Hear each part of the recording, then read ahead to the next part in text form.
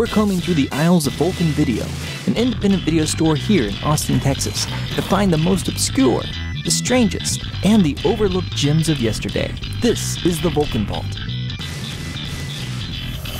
Welcome to the Vulcan Vault. We have a special guest this week with Josh Johnson, the director of Rewind. This is a film that I really dug at South by Southwest. Definitely a VHS expert, I'd say.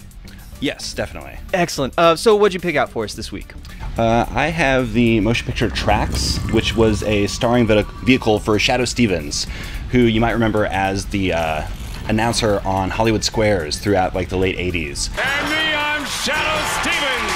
And at a certain point, they decided, Shadoe Stevens, like, you're going to be a star. So they gave him this movie, and he loves it. Like, the most enjoyable thing about this movie is that Shadoe Stevens is so fortunate to be the star of an action film, and he's relishing it. So, like, he has a huge smile on his face in, like, every frame of the film, and anything that he does, like, you can see him, like, trying to bring his personality into it. Like, he'll shoot a bad guy and then look in the mirror and kind of, like, check his hair and stuff. And, you know, he tries to bring this unconventional personality into a more conventional action film.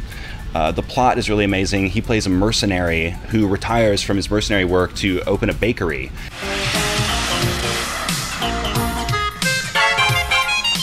And the cookies he's making don't quite work out, so in order to finance this bakery, he becomes a protector of a small Texas town and just cleans up all of the crime in the area. And the villain is played by Robert Davi, who anybody who watched movies in the 80s probably remembers, but he's probably most known from his role in The Goonies. He's the Fratelli brother that isn't Joe Pantoliano. And in here, like, he's playing like Italian to the max. Like, he just looks like he sweats olive oil, and he's just playing like the mafioso character that he's kind of known for playing, but with a weird spin on it. Anybody got any ideas what to do about this cowboy? Kill the fucker! You tried that, you ass-kissing faggot gondoliers? And one of my favorite things about this movie is its strange sense of humor. And his son in the film is a punk rocker, but it's a punk rocker unlike any you've ever seen. It's just like every possible exaggerated cliche of what a punk can look like, and it's all on his person, like every possible piercing or, you know, strange tattoo. And he plays it as though he's slightly brain damaged and maybe doesn't understand how the world works. So there's all these like strange lines when Shadoe encounters him.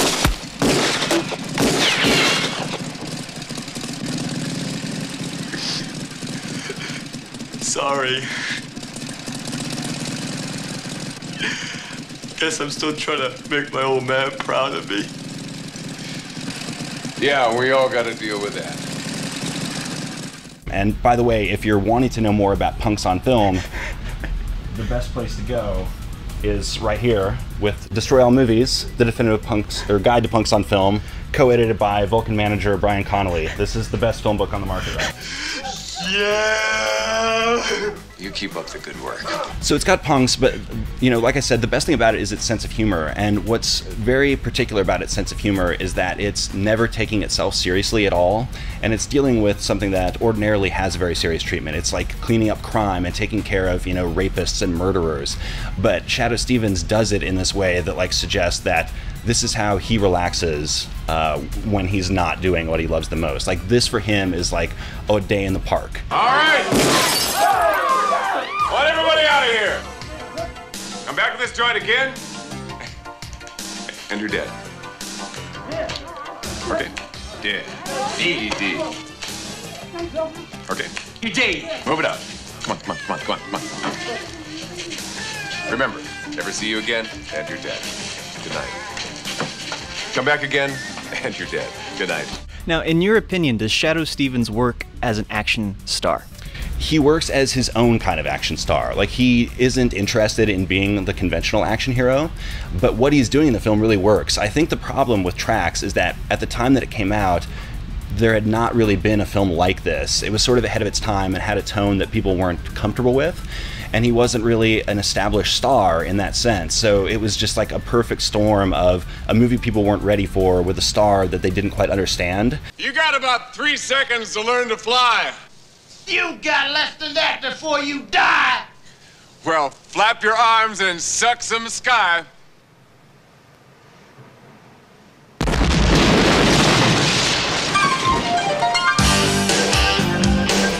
So as much as the movie really works, I think for audiences at the time, it just seemed totally out of left field and it didn't catch on. But when you look at it now, it actually feels like maybe this is a direction that action movies could have gone had this movie hit. I think Hudson Hawk has a similar kind of feel. Like when you look at that movie, you think if that had hit, maybe this could have been a whole movement of like action films that had this absurd kind of heightened comic book sensibility. You know what I think of your cookies?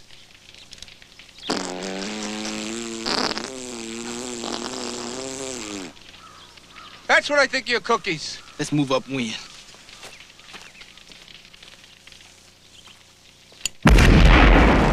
Fantastic.